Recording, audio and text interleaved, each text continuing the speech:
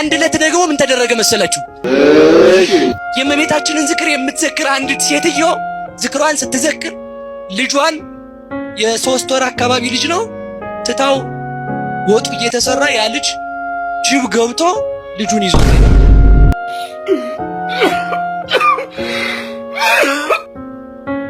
የሰማችሁ ነው።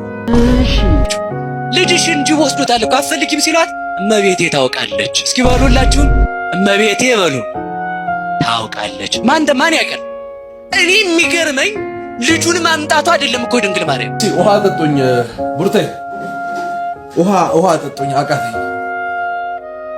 ጅቡ ወስዶት 3 ቀን ያህል ቆይቷል ልጁ።